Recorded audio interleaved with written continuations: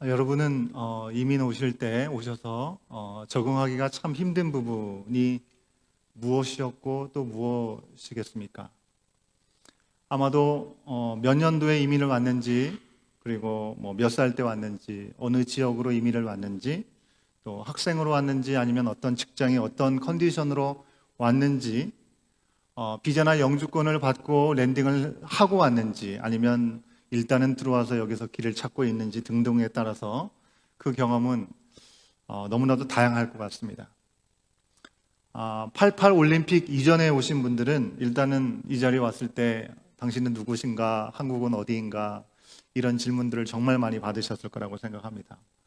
우리가 속한 정체성 때문에 많이 힘드셨던 시간도 분명히 있을 것입니다. 그때만 하더라도 한국이 잘 알려져 있지 않았기 때문이죠. 여러분, 어릴 때 이민을 오게 되면 친구를 사귀는 것이 어렵습니다. 또 언어 말도 잘 들리지 않기 때문에 힘들죠. 그죠? 부모님과 이제 커가지고 한국말이 또 서툴어지고 잘 못 알아듣게 되면 이 언어적인 문화적인 차이로 인해서 부모님과도 관계가 더 힘들어지고, 언어가 약한 부모님을 위해서 어릴 때부터 병원 함께 동행하고 관공서를 간다든지 전화 통역하느라고 참으로 분주한 시간을 보내는 것이 어릴 때 이민을 오신 세대들의 어려움인 것 같습니다. 나이가 차서 오신 분들은 어떤가요? 한국에서의 경력과 실력이 분명히 있음에도 불구하고 그거와 전혀 상관이 없는 다른 일들을 가져야 되는 이 현실 속에서 언어와 문화와 음식으로 인해서 향수병을 견디기가 어려운 시간들도 분명히 있으시는 경우들이 있습니다. 그 가운데도 또 신분이 잘 해결되지 않으면 늘 안정되지 못한 시간들을 가지셨을 것입니다. 시대가 점점 좋아졌다고는 하지만 지금도 이 모든 게 그냥 과거형이 아니고 현재 진행형으로 진행하고 있는 분들도 계실 것입니다. 이야기를 계속하면 혹시 눈물이 나실 수 있기 때문에 여기까지만 하겠습니다. 여러분, 익숙한 내 나라를 떠나서 사는 것 자체가 내가 좋고 싫고를 떠나서 결코 쉬운 일이 아니라고 하는 것입니다.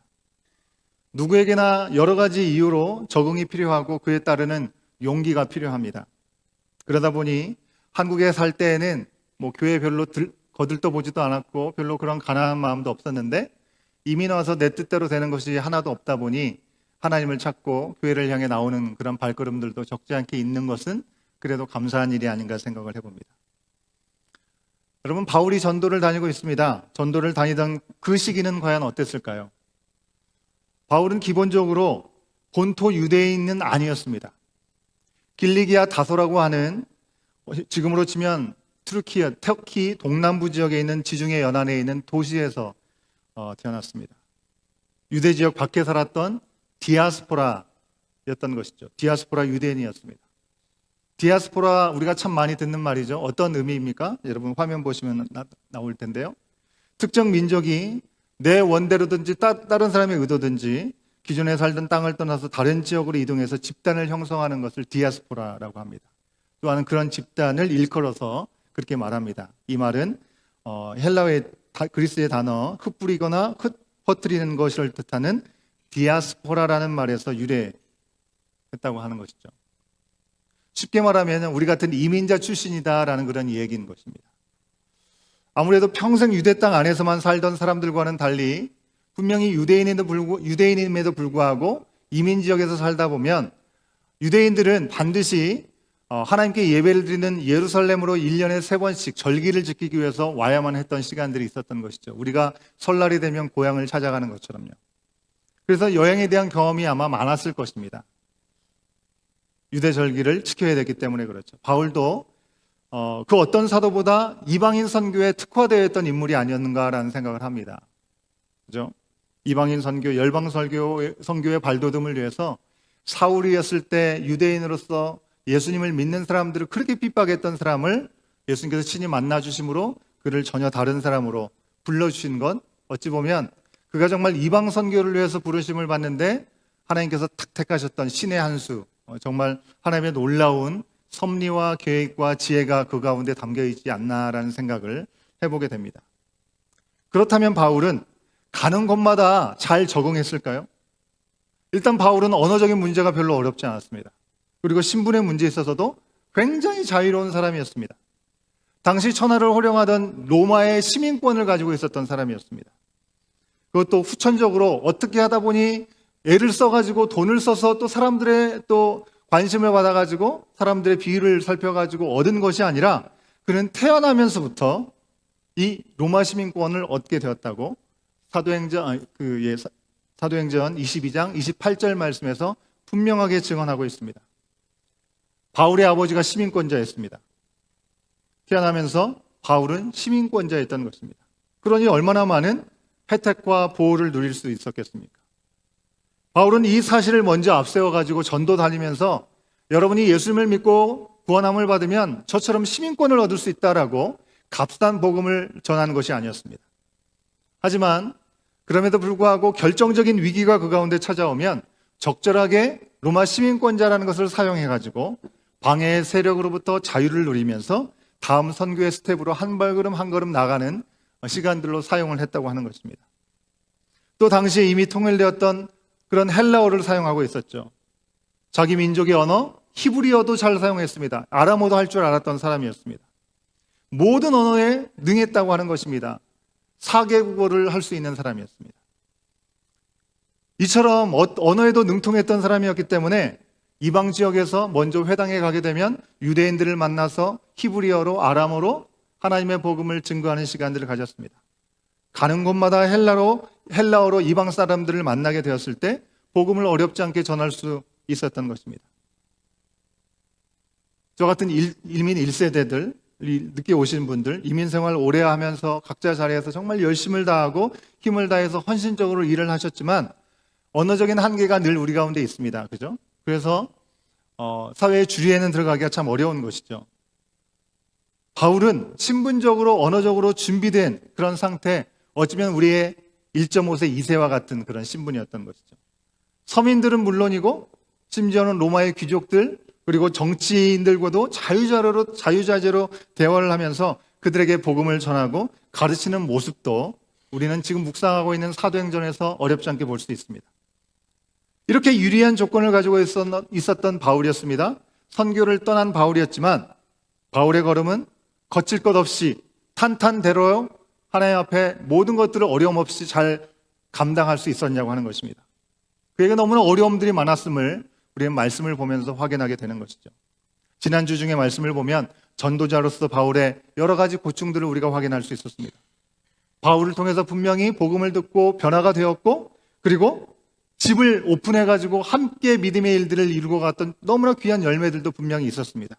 하지만 귀신 들렸던 사람을 귀신을 쫓아주는 것은 얼마나 유익한 일입니까? 하지만 그 귀신 들린 것을 통해서 주인들에게 유익을 줬던 일들이 있었기 때문에 그 주인들은 자신들에게 유익이 없었다는 마음으로 이 바울을 고소하게 되었죠. 감옥에 갇히기도 했었던 시간이 있었습니다.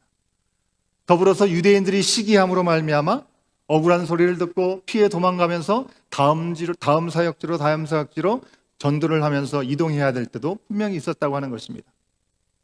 복음을 생명의 말씀이 아니라 그저 철학적인 호기심을 가지고 관심을 갖는 것으로 복음의 진심을 받아들이지 아니하고 그냥 자기들의 마음대로 받아들이면서 복음을 아무것도 아닌 것처럼 조롱하는 그런 이야기도 들어야 되는 시간이 있었다는 것입니다.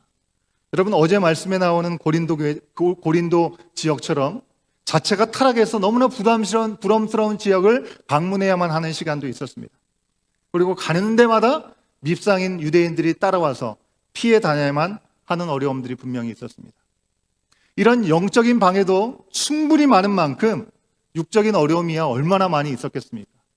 하지만 그런 어려움들을 자주 언급하지 않았지만 굶고 헐벗고 매맞고 아주 높은 산들을 걸어서 다니면서 지금처럼 비행기가 있었던 것도 아니고 자동차가 있었던 것도 아니고 여러분 그러니 얼마나 힘든 시간들을 보내면서 내가 왜 이렇게 고생을 해야 되나라는 생각들을 해보지 않았겠습니까?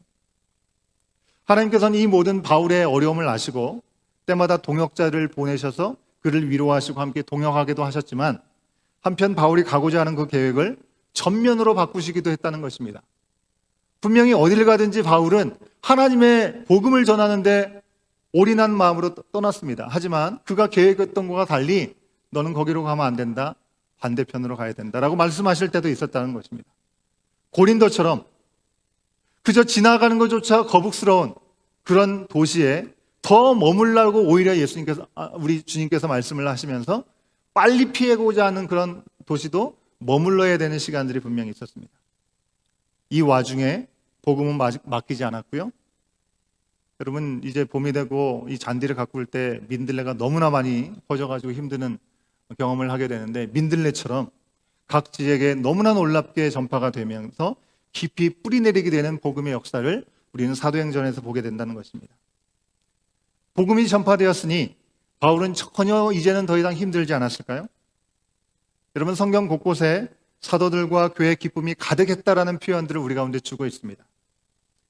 힘들지 않다고 말할 수는 없지만 고난과 비교할 수 없는 기쁨이 분명히 있었고, 공급하시는 세임과 부르심 앞에 생명의 구원의 놀라운 길은 결코 좁은 길이 아니었습니다.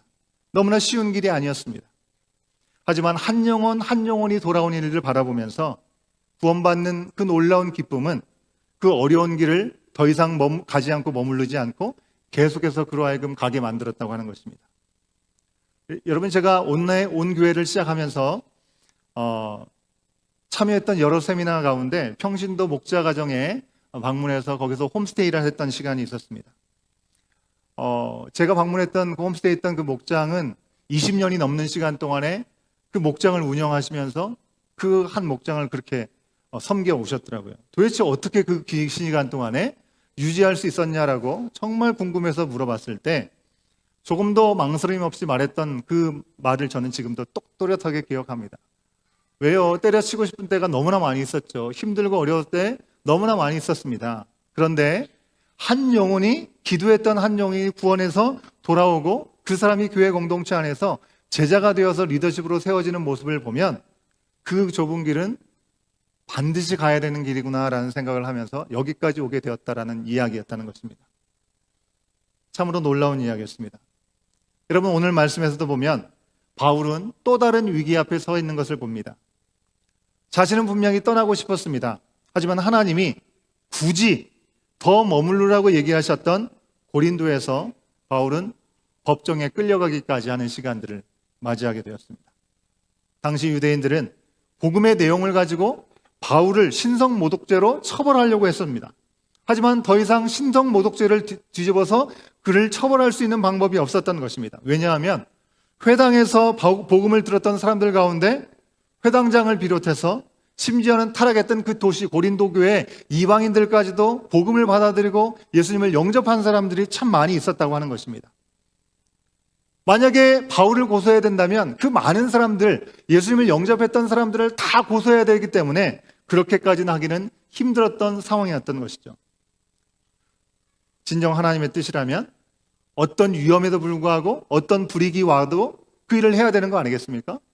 하지만 이 유대인들은 바울이 싫었던 것입니다. 시기하는 마음, 질투하는 마음 때문에 그가 싫었던 것입니다. 다른 하나님의 뜻이 거기에 있다라는 확신이 있어서가 아니었다라는 것이죠. 그래서 그들은 어떻게든지 바울을 로마 황제를 따르지 못하게 하는 반역자로 몰고 가고 싶었던 것이고, 정치범으로 또 로마를 위협하는 자로 몰고 가려고 하는 그런 마음이 있었던 것입니다. 그래서 법정 앞에 쓰게 된 것을 우리는 오늘 말씀에서 보게 되는 것이죠. 당시에 이 고린도의 총독은 갈리오라는 사람이었습니다. 이제 부임한 지 얼마 되지 않았어요. 여러분, 보통 정치인들은 어떻습니까? 새로운 곳에 부임하게 되면 그곳에 살고 있는 사람들에게 환심을 사기 위해서 그것이 옳은지 그른지를 상관하지 않고 대부분이 원하는 것들을 듣고 손을 들어주는 것이 보통의 모습이라고 하는 것입니다. 그런데 갈리오는 직전 로마 황제 클라우디우스의 친구였던 이유 때문인지 모르겠습니다. 또한 이 당시의 황제였던 네로의 스승인 철학자 세네카의 형을 두어서인지도 모르겠습니다. 그런 좋은 배경을 갖고 있어서인지 모르겠지만 유대인들 눈치를 전혀 보지 않는 것처럼 보입니다. 원칙대로 합니다. 어쩌면 그가 그런 대쪽 같은 그런 사람이었는지도 모르겠습니다. 이후에 갈리오가 그의 형 세네카와 더불어서 로마를 망치고 있는 폭군이었던 네로를 암살하려고 하다가 시도하다가 걸려서 죽게 된 것을 보면 그 사람이 사람들에게 눈치를 보거나 그리고 자기의 안위나 구하는 사람은 아니었던 것으로 생각이 됩니다.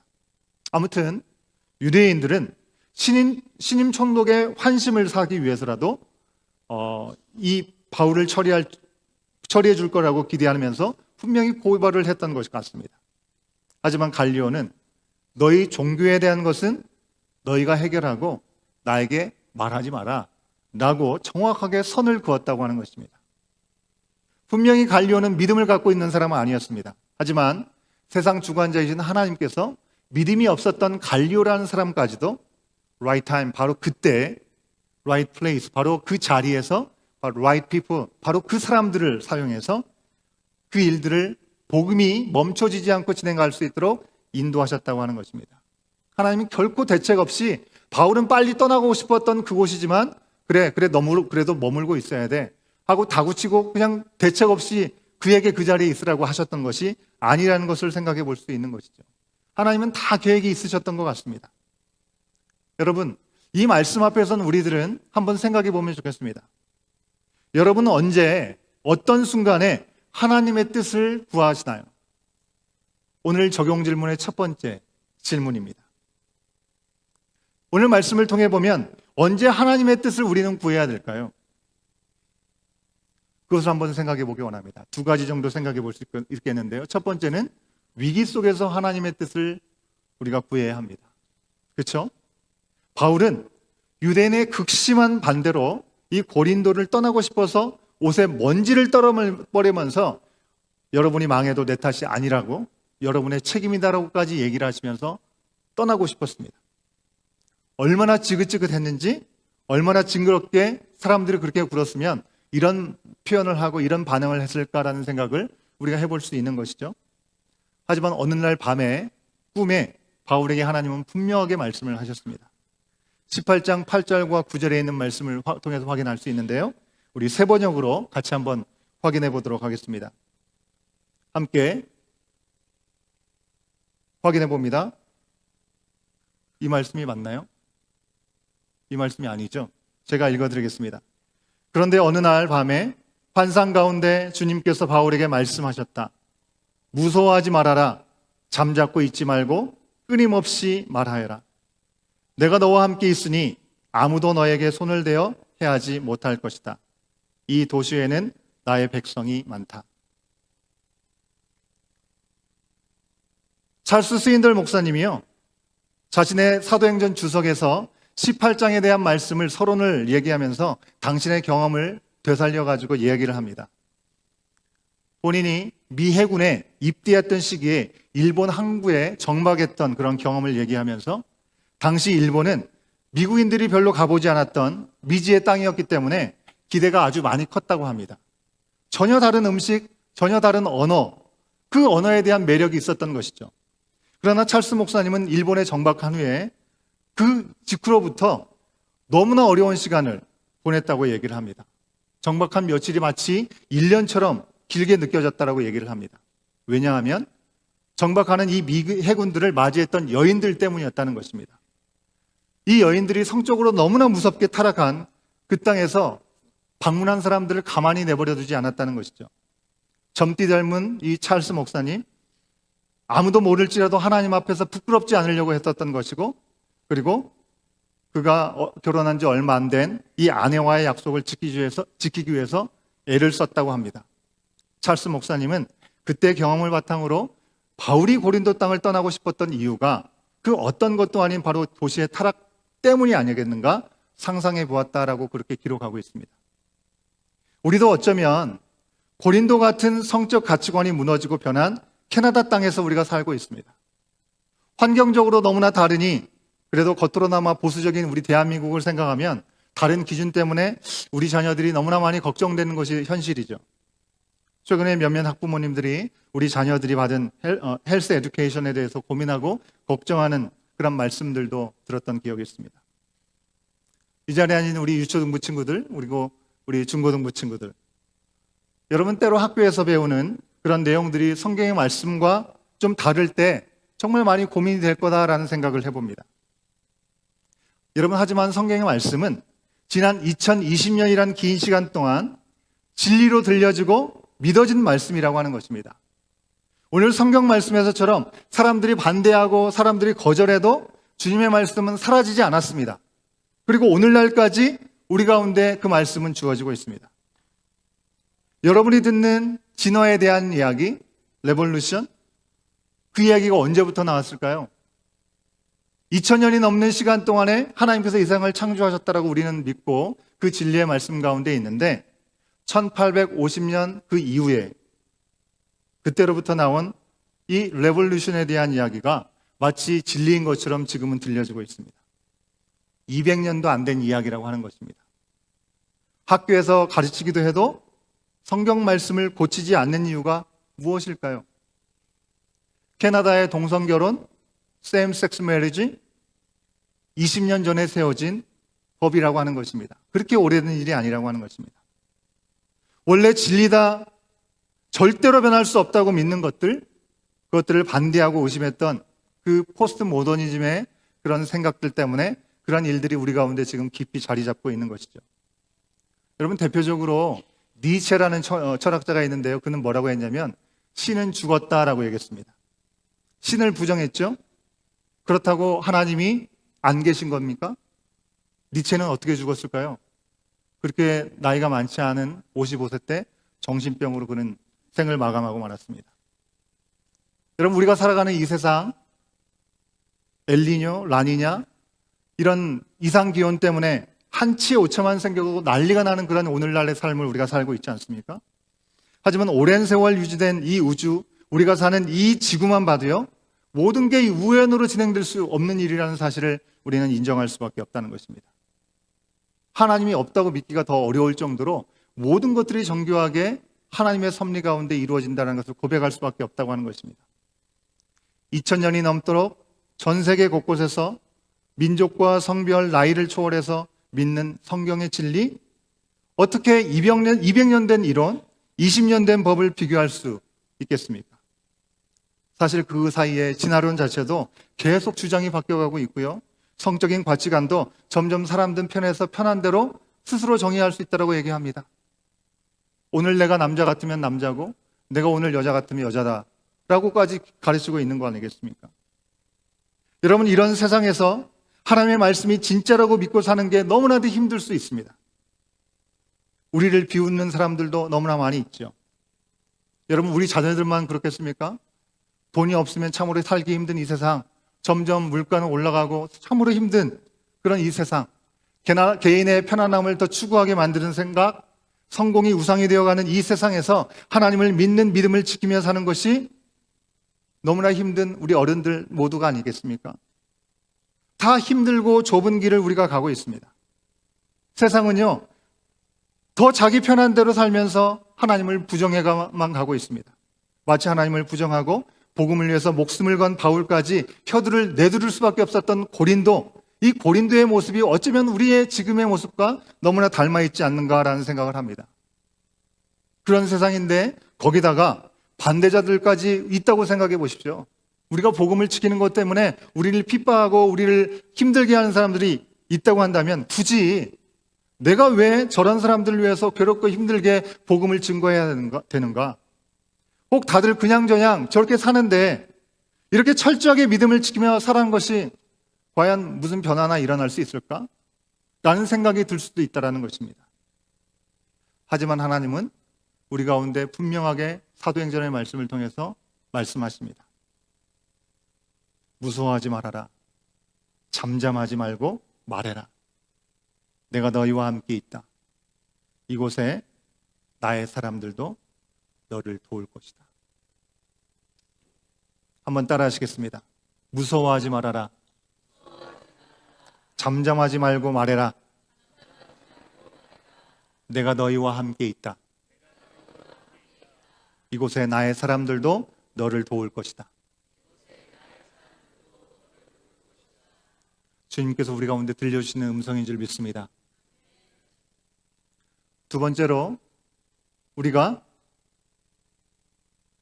언제 하나님의 뜻을 구해야 할까요? 평탄하고 만족해야 합니다.